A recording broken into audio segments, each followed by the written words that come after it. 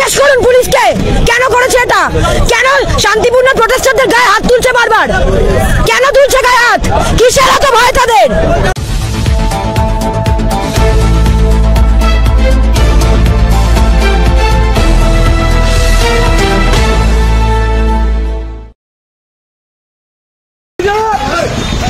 Sir কি করছেন sir, ছেড়ে দাও স্যার, স্টুডেন্ট আছে আমরা, ডাক্তার বলছে নিজে, হ্যাঁ ডাক্তার আছে আমরা, স্যার আপনি হ্যারাস করছেন স্যার, স্কুলে কিছু করছেন না, কি করছেন হোয়াইট চ্যানেলে আমাদের যে পারমিশনটা নেওয়া ছিল, সেই হোয়াইট চ্যানেলে পারমিশন গাড়ি দেখা ছিল, সেই গাড়ি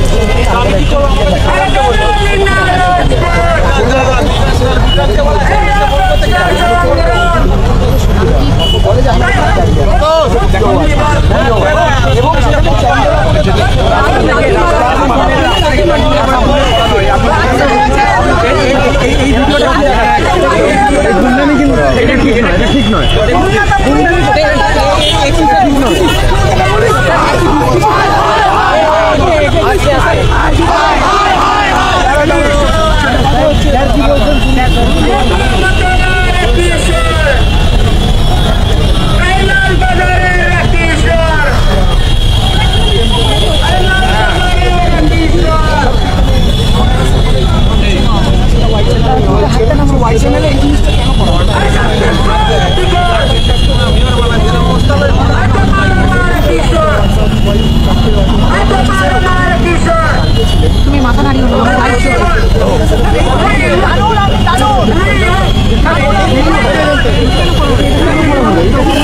জুনিয়র চিকিৎসকদের মিছিল এসএসকেএম থেকে শুরু হওয়ার পর ধর্মতলাতে এসে পৌঁছেছে।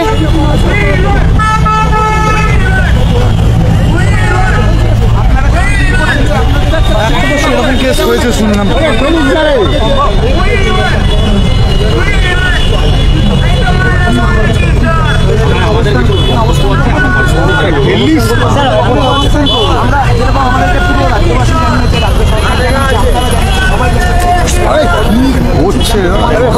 নিয়ে চলে যাচ্ছে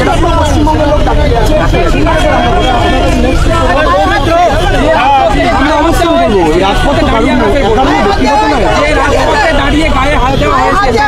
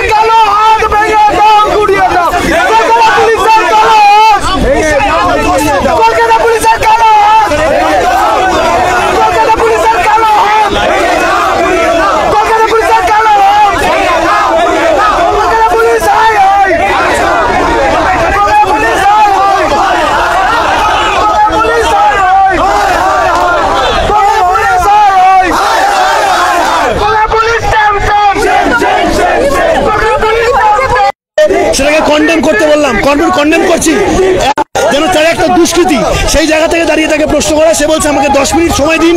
আমরা দেখছি এই ধরনের যে যানজটটা তৈরি হয়েছে। আমরা তো এখানে শান্তিপূর্ণ মিছিল করে এসেছি, আপনারা সবাই ছিলেন। আমরা এখানে এসে বসে একটা সমাবেশের প্ল্যান করেছিলাম, কিন্তু তারা আমাদের এখানে আসার আগেই আমরা দেখতে পেলাম আমাদের এক জুনিয়র ডাক্তার ভাই জানাচ্ছি এবং কলকাতা পুলিশ যে বারে বারে আমরা তাদেরকে ধিক্কার জানিয়েছি, এটা তার আর একটা ফলস্বরূপ। এবং এই জায়গা থেকে দাঁড়িয়ে আমরা এখানে এই মুহূর্তে দাঁড়িয়ে ডেমনস্ট্রেশন স্টার্ট করার প্ল্যান করছি। একদমই এই কথাটা নয়, অনুমতি নেবার জায়গা ছিল এবং আমরা এখান থেকে যদি অনুমতি না যাওয়ার জায়গা থাকে, কথাবার্তার জায়গা ছিল, কাউকে টেনে হেঁচড়ে সরিয়ে দেওয়ার যায় না। এটা কোনো একটা গণতান্ত্রিক পরিবেশ নয়। একদম আমরা এখানে ইমিডিয়েটলি বসা শুরু করবো।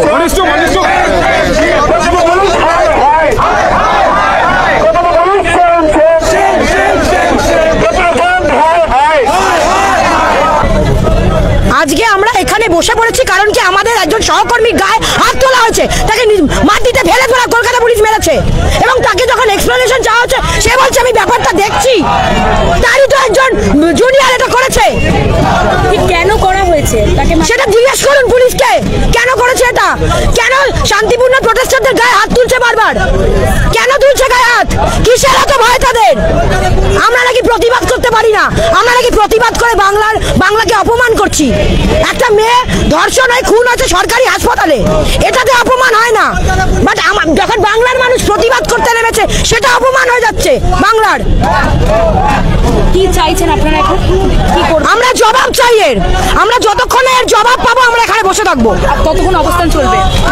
যতক্ষণ না আমরা এর জবাব পাবো, যতক্ষণ না আমরা বিচার পাবো। অভয়ার ন্যায় বিচারের দাবিতে আমরা যে আন্দোলন চালাচ্ছি, সেই আন্দোলনের 57 দিন পেরিয়ে 58তম দিনে আমরা পড়েছি। আমরা মহালয়ার দিন যে মহামিছিল, এই মহাসমাবেশ, সেখান থেকে কিছু ঘোষণা করেছিলাম। আমরা বলেছিলাম আমাদের এই আন্দোলন, আমাদের এই ন্যায় বিচারের আন্দোলন, অভয়ার ন্যায় বিচারের আন্দোলন এবং তার সাথে সাথে আর একটাও যাতে অভয়া না হয় তা সুনিশ্চিত করার আন্দোলন। সেই জায়গা থেকে আমরা কিন্তু অনেকে প্রশ্ন করেছিলেন যে তোমাদের নতুন কি 10 দফা দাবি নাকি দেখা যাচ্ছে, সেগুলো কি? আমরা বারবার বলেছি যে 10 দফা দাবি আসলে দুটো দাবি। প্রথম দাবি অভয়ার ন্যায় বিচার এবং বাকি প্রত্যেকটা দাবি জড়িয়ে আছে আর একটাও যাতে অভয়া না হয় তার জন্য। সেখানে কি কি রয়েছে? সেফটি সিকিউরিটি প্রশ্নে আমাদের কিছু সুনির্দিষ্ট দাবি আছে। আজকে সুপ্রিম কোর্টে রাজ্য সরকারের আইনজীবী তারা বলছেন যে 26% না কি কাজ হয়েছে, সিসিটিভি বসানো, বাথরুম তৈরি করা, রেস্টরুম তৈরি করা। আমরা যারা কার্যত প্র্যাকটিক্যালি গ্রাউন্ডে কাজ করছি, একটা দুটো কলেজ বাদ দিয়ে 26 কেন 6% কাজ হয়নি। 6% কাজ হয়নি। আমরা দেখেছি স্বাস্থ্য ভবনের সামনে যখন আমরা বসেছিলাম তখন তার 9 নম্বর দিনে আমাদের সার্ভাইলেন্স করার জন্য রাতারাতি 30টা সিসিটিভি বসতে পেরেছিল। কিন্তু এতদিন আন্দোলন হওয়ার পরে, এতদিন আন্দোলন চলার পরেও, সুপ্রিম কোর্টের নির্দেশের পরেও এই সামান্য কাজটুকু এগোলো না। দ্বিতীয় কি দাবি আমরা করেছিলাম? আমরা বলেছিলাম আমাদের যে সেফটি সিকিউরিটি সেটা আসলে রোগী পরিষেবার সাথে যুক্ত। রোগী পরিষেবা যদি উন্নতি করতে হয়, রোগী পরিষেবা যদি উন্নত করা যায়, সেন্ট্রাল রেফারাল সিস্টেমের মাধ্যমে রোগীর রেফারাল সিস্টেম যাতে ঠিক করা হয়, হয়রানি দূর করা যায়, অ্যাক্টিভ বেড স্ট্যাটাস যাতে তারা দেখতে পান, তাহলে তাদের রাগ অনেক কমবে। তাদের রাগ কিসের জন্য হয়? একজন রোগী যে এই যে চিকিৎসা ব্যবস্থায় আসেন তাদের রাগ হয় এই কারণে যে তাদের দুয়ারে দুয়ারে কড়া মেরে শেষ পর্যন্ত যখন আসেন কোনো একটা রোগীর মৃত্যু যেমন ঘটে, সেই দুঃখ তারা পান, আমরাও পাই, তার রাগের সামনে পড়ি আমরা। সেই জন্য আমরা এই দাবিগুলি করেছিলাম। আমাদের 10 দফা দাবির মধ্যে কিন্তু এই দাবিগুলো রয়েছে। আমরা বলেছিলাম ভয়ের রাজনীতি দূর হোক, থ্রেট কালচার দূর হোক। কি বলেছি? যে প্রত্যেকটা কলেজে এই যে অভিযোগগুলো আসছে তাদের বিরুদ্ধে একটা সেন্ট্রাল ডিরেক্টিভ আসতে হবে, প্রত্যেকের বিরুদ্ধে ব্যবস্থা নিতে হবে, প্রত্যেকটা জায়গায় গণতান্ত্রিক পরিসর উন্মুক্ত করতে হবে। আরডিএ রেসিডেন্ট ডাক্তারদের জন্য আরডিএ নির্বাচন এবং ইউজি স্টুডেন্টদের জন্য স্টুডেন্টস ইউনিয়ন ইলেকশন সুনিশ্চিত করতে হবে। আপনারা বলবেন এটা অভয়া ন্যায় বিচারের দাবির সাথে কিভাবে সম্পর্কযুক্ত, কিভাবে? আমরা বলছি কিভাবে। আজকে গতকাল আশিস পান্ডে অর্থনৈতিক দুর্নীতির দায়ে সিবিআই এর দ্বারা গ্রেপ্তার হয়েছে। এই হচ্ছে সেই লোক যে আরজি করে থ্রেড কালচারের মাথায় ছিল। এই লোকগুলোকে সন্দীপ ঘোষের মতো লোকেরা সিলেক্ট করে করে একটা সিন্ডিকেট চালাচ্ছিল। তার মানে কি দাঁড়ালো? আমরা যদি একটা গণতান্ত্রিক পরিসর উন্মুক্ত করতে পারি, আসলে তাহলে এই থ্রেড কালচারকে অনেকাংশে আমরা স্ট্রাকচারালি দূর করতে পারবো। এই সামান্যগুলো তো দাবি, এই দাবি মানার জন্য আমাদের এত আন্দোলন করতে হয় এত দিন ধরে। তারপর কি দাঁড়ালো? সাগর দত্তে একটা ঘটনা ঘটলো। সাগর দত্ত একজন রোগী, তিনি হচ্ছে মারা গেলেন। মারা যাওয়ার পর কিভাবে হলো সে ব্যাপারটা, আইসিইউতে বেড ছিল না, আইসিইউ রেফার পাঠানো হলো। রেফার পাঠিয়ে যেহেতু সেখানে বেড নেই, সেখানেই আপ্রাণ চেষ্টা করা হলো, 45 মিনিট ধরে সিপিআর দেওয়া হলো, তিনি মারা গেলেন। তার যে ক্ষুদ্র পরিজন, তাদের সামনে করলাম আমরা জুনিয়র ডাক্তাররা। তার সাথে পিছনে কাদের ব্যাকআপে আমরা জানি না বেশ কিছু গুন্ডাবাহিনী ঢুকলো। সেখানে আমাদের মহিলা সহকর্মীদের বলা হলো আরজিকর বানিয়ে দেওয়া হবে, অভয়া বানিয়ে দেওয়া হবে। এই গোটা জিনিসটা থেকে আমরা কিন্তু আবার কর্মবিরতিতে যেতে বাধ্য হলাম। অথচ সুপ্রিম কোর্টে কি বলা হলো যে ডাক্তাররা নাকি বেড দেয়নি। একজন রোগীকে বেড দেওয়ার দায়িত্ব ডাক্তারদের। ওই বেডগুলো কারা ঠিক করে? একটা হাসপাতালে কটা বেড থাকবে সেটা কিভাবে ঠিক হয়? এই দায় কার? আসলে সরকার আমাদের যে ন্যায় বিচারের আন্দোলন, ন্যায় বিচারের দাবিতে আমাদের যে আন্দোলন, তাকে ভয় পেয়েছে এবং সেই ভয় পেয়ে আমাদের গণশত্রু বানাতে চাইছে। আমাদের বলতে চাইছে যে ডাক্তার এক পক্ষ, রোগী আর এক পক্ষ, লড়িয়ে দিতে চাইছে। আমরা স্পষ্ট জানাতে চাই যে অভয়া ন্যায় বিচারের দাবিতে যারা রাস্তায় রয়েছি, সেটা ডাক্তার, সেটা জুনিয়র হোক, সিনিয়র হোক, নার্স, স্বাস্থ্যকর্মী, রোগী, রোগীর পরিজন, প্রত্যেকটা মানুষ সবাই আসলে একটা পক্ষ, অভয়া পক্ষ। আর তার উল্টো দিকে যদি কেউ থেকে থাকে তাহলে সেটা সরকার, সরকার ঠিক করুক যে তারা এই পক্ষে থাকবেন, আমাদের পক্ষে থাকবেন, নাকি আমাদের গণশত্রু বানাতে চাইবেন। আমরা আজকে এখান থেকে যে কর্মসূচির কথা ঘোষণা করেছি সেটা এবার আমাদের জানিয়ে দিতে চাই।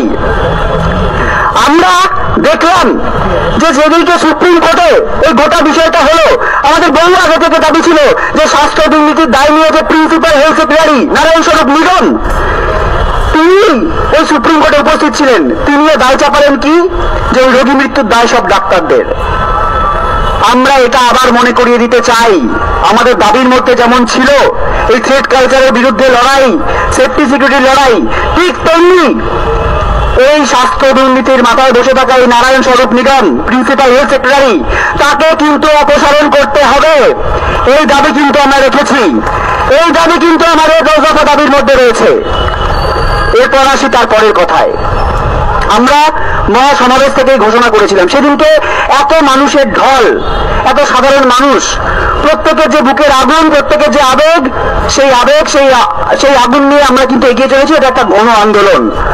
ফলত সেই গণ আন্দোলনকে মর্যাদা দিতে আমরা যে রোগী যারা রয়েছেন তাদের প্রত্যেকের কথা ভেবে আমরা ঠিক করেছিলাম, এবং গতকাল আমরা জিডি করে ঠিক করেছি যে আমরা আজকে থেকে কর্মবিরতি প্রত্যাহার করছি, সম্পূর্ণরূপে প্রত্যাহার করছি। এটা যদি কেউ মনে করে থাকেন যে রাজ্য সরকার ভয় দেখাচ্ছে, রাজ্য সরকার ভাবছে আমাদের পাশে জনগণ নেই, তাই আমরা ভয় পেয়ে কর্মবিরতি তুলছি, এটা তারা ভুল ভাববেন। আসলে জনগণ আমাদের পাশে আছে এবং আমরা যে একই পক্ষ, এটা বোঝানোর জন্য আমরা কর্মবিরতি প্রত্যাহার করছি। কিন্তু তার সাথে সাথে একই সাথে আমরা তীব্রতর আন্দোলন করছি। কি করছি? আজকে পূর্ব নির্ধারিত কর্মসূচি অনুযায়ী এই ধর্মতলায় ডরিনা ক্রসিংয়ে এই সামনে আমরা জুনিয়র ডাক্তাররা, ওয়েস্ট বেঙ্গল জুনিয়র ডাক্তার ফ্রন্টের পক্ষ থেকে লাগাতার অবস্থান কর্মসূচির ডাক দিচ্ছি। এখানে আমরা বসে থাকবো, আমরা কাজে ফিরছি, আমরা বুঝিয়ে দিচ্ছি যে আমরা কাজও করছি এবং আমরা ন্যায় বিচারের দাবিতে রাস্তাতেও আছি। সেই রাস্তাটা হচ্ছে এই জায়গা। সেইখানে আমরা আজকে একটা ঘড়ি নিয়ে আমরা এসেছি। এই ঘড়ির তাৎপর্য কি? আমরা বলেছি প্রত্যেকটা মিনিট প্রতিটা ঘন্টার হিসাব হবে, প্রতিটা মিনিট প্রতিটা ঘন্টার হিসাব হবে। সেই জন্য এই ঘড়িটা আমরা এই অবস্থান মঞ্চে আমরা রাখবো এবং আগামী 24 ঘন্টার মধ্যে যদি আমাদের দাবিগুলো না মানা হয় তাহলে এই যে অভয়পক্ষ, এই যে ডাক্তার, রোগী, নার্স, সাধারণ মানুষ সবার পক্ষ থেকে আমরা নিজেদের জীবন বাজি রাখবো, আমরা নিজেদের জীবন বাজি রাখবো। আগামী 24 ঘন্টার মধ্যে যদি আমাদের দাবি না মানা হয় তাহলে এই অবস্থান মঞ্চ থেকে কিন্তু আমরা আমরণ অনশনের দিকে এগোবো। আমরা নিজেদের জীবন বাজি রেখে প্রমাণ করব যে আমাদের যে আন্দোলন, এই যে বলা হচ্ছে রাজনৈতিক কালিমালিপ্ত, আমাদের আর কি করার ছিল? আমরা বাধ্য হয়ে কর্মবিরতিতে গেছিলাম। আমরা সবার কথা ভেবে রোগীর পরিজনের কথা ভেবে এবং আমাদের নিজেদের এথিক্স, আমরা যে যন্ত্রণা ক্লিষ্ট, রাজ্য সরকার এটাও সুযোগ দিচ্ছে যে আমাদের যে যন্ত্রণা, আমরা যে চিকিৎসা করতে পারছি না, আমরা চাইছে যে বারবার এরকম প্রয়োগ করা হোক এবং আমরা যাতে না ফিরতে পারি। আমরা আজকে প্রমাণ করব, আমরা ঘড়ি বেঁধে দিচ্ছি এবং আগামী 24 ঘন্টার মধ্যে আমাদের এই দাবি যদি না মানা হয় তাহলে আমরা আমাদের নিজেদের জীবন বাজি রাখবো। আমরা দেখব আমাদের দাবি মানতে, এই কথা সামান্য দাবি মানতে আমাদের জীবন কেন বাজি রাখতে হলো সেটা সাধারণ জনগণ বুঝে নেবে। এরপর আসি আজকের ঘটনায়। এই কথা বলার কথা ছিল আমাদের অনেক আগে। আজকে এসএসকেএম থেকে মিছিল করে এসে আমাদের এখানে অবস্থান মঞ্চে বসার কথা ছিল এবং সেখান থেকেই এই ঘোষণা করার কথা ছিল। আমরা কি দেখলাম?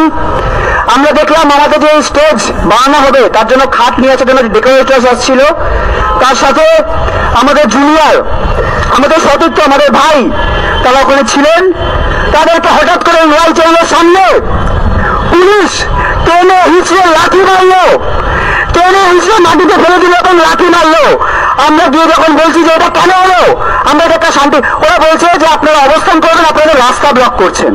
আমরা কোন রকম রাস্তা ব্লক করতে চাই না।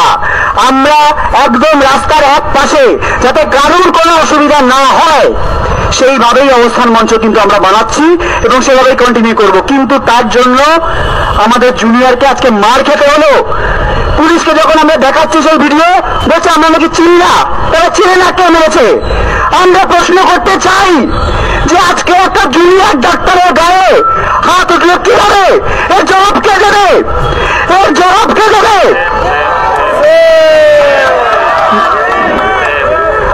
আমরা ঠিক যেমন আমাদের 10 দফা দাবি নিয়ে যেমন অবস্থানে বসছি, গড়ি বেঁধে নিচ্ছি, প্রয়োজনে নিজের জীবন বাজি রাখছি, তার সাথে সাথে অবিলম্বে নিঃশর্ত ক্ষমা চাইতে হবে। আমাদের জুনিয়রের গায়ে হাত উঠেছে, এটা আমরা কিন্তু ছেড়ে দেব না। নিঃশর্ত আমাদের যখন বলা হচ্ছে, ওরা কি বলছে যে আমাদের একটা লিখিত অভিযোগ দিন, একটা লিখিত অভিযোগ দিন যে আপনাদের সাথে যে এরকম ঘটেছে আমরা তো কোনো জানি না, একটা লিখিত অভিযোগ দিন। আমাদের চোখের সামনে এই ঘটনা ঘটেছে, আমরা ভিডিও দেখেছি, আমরা লিখিত হয়তো জানাবো, কিন্তু এইটুকু সদিচ্ছা নেই। এইটুকু বলতে পারছেন না যে যে ঘটনা জুনিয়র ডাক্তারের সাথে হয়েছে সেটা ভুল হয়েছে, এটুকু ক্ষমা চাওয়ার সিদ্ধারা তাদের নেই। যে সিদ্ধারাটা আমরা লালবাজারে দিয়ে এসেছিলাম সেটা কি তারা ফেলে দিয়েছেন? সেটা কি তারা বিক্রি করে দিয়েছেন? সেই সিদ্ধারাগুলো কি তারা আবর্জনা স্তূপে ফেলে দিয়েছেন? আমরা কিন্তু আমাদের সিদ্ধারার জোর দেখাবো এবং এই যে আন্দোলনের কথা বললাম সেই আন্দোলন চালাবো। তার সাথে আরো কিছু কথা আমরা বলে রেখেছিলাম। এই যে আন্দোলন তীব্রতা হবে তার সাথে সাথে আমরা কিন্তু এটা বলেছিলাম যে সিবিআই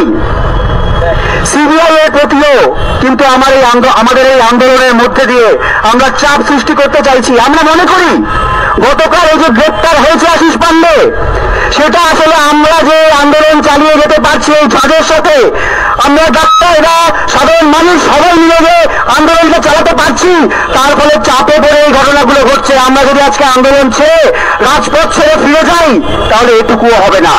তাই ঠিক যেমন আমরা এখানে অবস্থান মঞ্চ করব, ঘড়ির কাঁটা ধরে দিয়ে নিজেদের জীবন বাজি রাখবো, ঠিক তেমনি প্রয়োজন হলে আমরা দিল্লি অব্দি যাব। আমরা দিল্লিতে গিয়ে সিবিআই এর যে অমীমাংসিত যত মামলা রয়েছে, যেখানে বিচার হয়নি, যেখানে সুপ্রিম কোর্ট সুমতো হয়ে বিভিন্ন কেস নিয়েছেন কিন্তু তার বিচার হয়নি, সেগুলো নিয়ে প্রয়োজনে ন্যাশনাল প্রেস মিট করব। বাকি গোটা ভারতের সমস্ত যে আরডিএ গুলো রয়েছে, সাধারণ মানুষ রয়েছেন, তাদের সাথে মিলে আমাদের আন্দোলন, এবং এটাও যদি মনে করা হয় এই যে অবস্থান বিক্ষোভ হোক, তারপরে নিজেদের জীবন বাজি রাখা হোক, সেটাও কিন্তু এই আন্দোলনের শেষ নয়।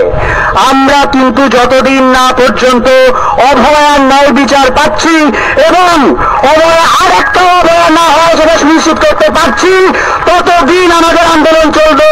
আমরা রাজপথ ছাড়ব না। অভয়া ভয় নাই, রাজপথ ছাড়ি নাই।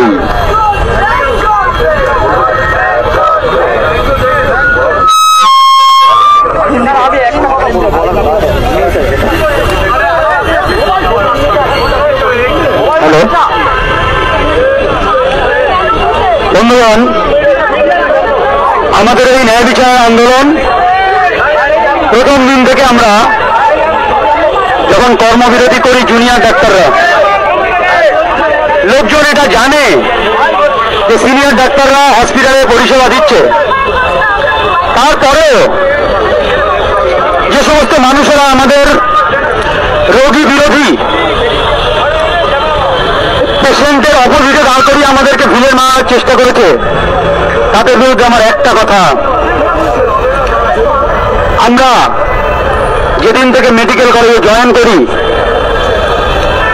আমাদের জীবন, আমাদের কর্ম, আমাদের থাকা, আমাদের খাওয়া সবকিছু রোগীদের সঙ্গেই হয়। আমরা রোগী নিয়েই শিখি, রোগী নিয়েই আমরা ট্রিটমেন্ট করি। রোগীদের ট্রিটমেন্টের ব্যাপারে অন্য কারোর জ্ঞান আমরা নেব না, সেই জ্ঞান আমাদের যথেষ্ট আছে। আরো একটা কথা, আমরা পরিষেবা কিভাবে দেব এবং কি করে দেব, কবে দেব, সেই ব্যাপারে আমরা যেমন সিনিয়র ডাক্তারদের সঙ্গে বারবার আলোচনা করেছি, যাতে রোগী পরিষেবা ব্যাহত না হয়, সেই ব্যাপারটাও আমরা মাথায় রেখে, আজকের জনগণের এই স্বার্থটা মাথায় রেখে আমরা যেমন কর্মবিধি প্রত্যাহার করছি, আমরা সেই সঙ্গে যারা আমাদের এই ব্যাপারটাগুলো বিরোধী করেছিল তাদের একটা কথা বলে যেতে চাই, আপনারা শুধুমাত্র কয়েকজন আছেন যারা জেলে যাওয়ার পর ট্রিটমেন্ট নেওয়ার জন্য কোনো হসপিটালে ভর্তি হন, কিন্তু আমরা ট্রিটমেন্ট দিয়ে যাই। এই ডিফারেন্সটা বুঝবেন। আমরা রোগীর ব্যাপারে আপনাদের চেয়ে অনেক বেশি ভাবি। আমরা ডাক্তার শুধু নয়, আমরা রোগীদের সঙ্গে সহকর্মী এবং সমস্ত রোগীর দুঃখে আমরাও দুঃখিত হই। এই কথাটা বলে আমরা কর্মবিরতি প্রত্যাহার করলাম।